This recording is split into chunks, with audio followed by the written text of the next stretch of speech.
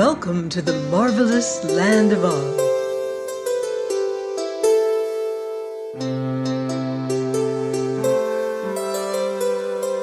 I'm Mardell,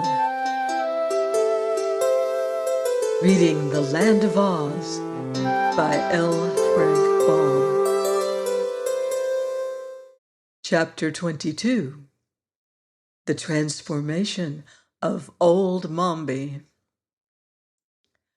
The witch was at first frightened at finding herself captured by the enemy, but soon she decided that she was exactly as safe in the Tin Woodman's buttonhole as growing upon the bush, for no one knew the rose in Mombi to be one, and now that she was without the gates of the city, her chances of escaping altogether from Glinda were much improved. There's no hurry," thought Mombi. "I will wait a while and enjoy the humiliation of this sorceress when she finds that I have outwitted her." So throughout the night the rose lay quietly on the woodman's bosom, and in the morning, when Glinda summoned our friends to a consultation, Nick Chopper carried his pretty flower with him to the white silk tent. "For some reason," said Glinda, "we have failed to find this cunning old Mombi, so I fear our expedition will prove a failure, and for that I am sorry, because without our assistance, little Ozma will never be rescued and restored to her rightful position as Queen of the Emerald City." "Do not let us give up so easily," said the Pumpkinhead. "Let us do something else." "Something else must really be done," replied Glinda with a smile. "Yet I cannot understand how I have been defeated so easily by an old witch who knows far less of magic than I do myself." "While we are on the ground, I believe it would be wise for us to conquer the Emerald City for Princess Ozma and find the girl afterward," said the Scarecrow. "And while the girl remains hidden, I will gladly rule in her place, for I understand the business of ruling much better than Ginger does." "But I have promised not to molest Ginger," objected Glinda. "Suppose you all return with me to my kingdom, or empire rather," said the Tin Woodman politely, including the entire party in a royal wave of his arm. "It will give me great pleasure to entertain you in my castle, where there is room enough and to spare, and if any of you wish to be nickel-plated, my valet will do it free of all expense." While the woodman was speaking, Glinda's eyes had been noting the rose in his buttonhole, and now she imagined she saw the big red leaves of the flower tremble slightly.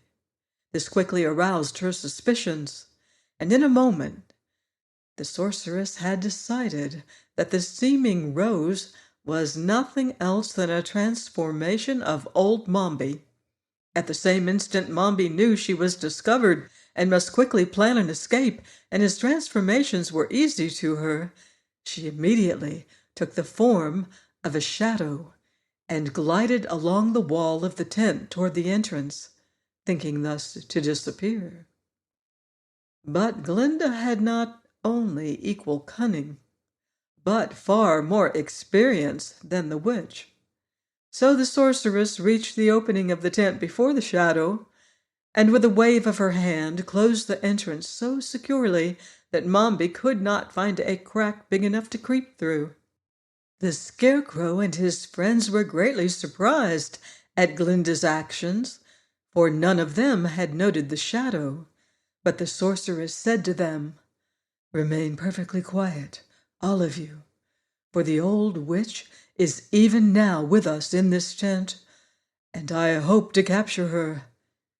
These words so alarmed Mombi that she quickly transformed herself from a shadow to a black ant, in which shape she crawled along the ground, seeking a crack or crevice in which to hide her tiny body.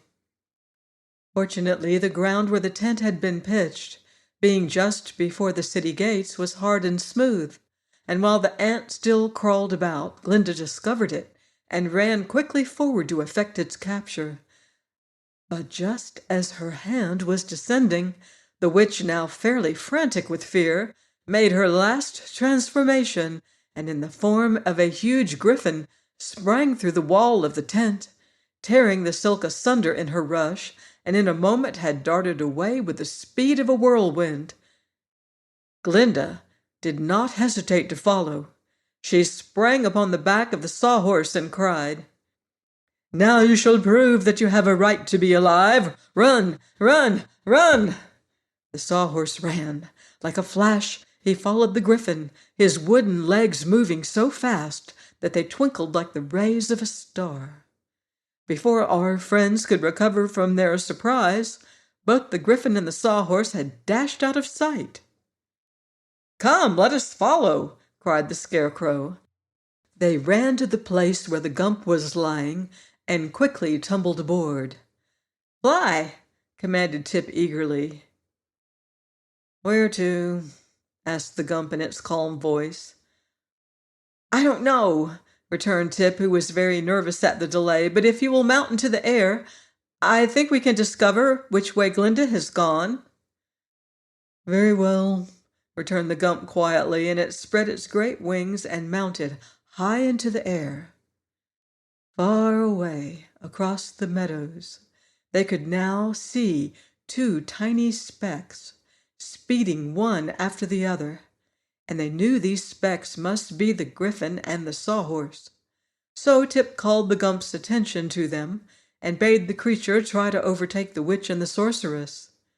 But swift as was the Gump's flight, the pursued and pursuer moved more swiftly yet, and within a few moments were blotted out against the dim horizon. "Let us continue to follow them, nevertheless," said the Scarecrow, "for the land of Oz is of small extent, and sooner or later they must both come to a halt." Old Mombi had thought herself very wise to choose the form of a griffin, for its legs were exceedingly fleet, and its strength more enduring than that of other animals. But she had not reckoned on the untiring energy of the sawhorse, whose wooden limbs could run for days without slacking their speed. Therefore, after an hour's hard running, the griffin's breath began to fail, and it panted and gasped painfully, and moved more slowly than before. Then it reached the edge of the desert, and began racing across the deep sands. But its tired feet sank far into the sand, and in a few minutes the griffin fell forward, completely exhausted, and lay still upon the desert waste. Glinda came up a moment later, riding the still vigorous sawhorse, and having unwound a slender golden thread from her girdle, the sorceress threw it over the head of the panting and helpless griffin, and so destroyed the magical power of Mombi's transformation. For the animal, with one fierce shudder, disappeared from view, while in its place was discovered the form of the old witch, glaring savagely at the serene and beautiful face of the sorceress. Please join me next week for more magical adventure on the marvelous land of Oz. Goodbye for now. See you in Oz.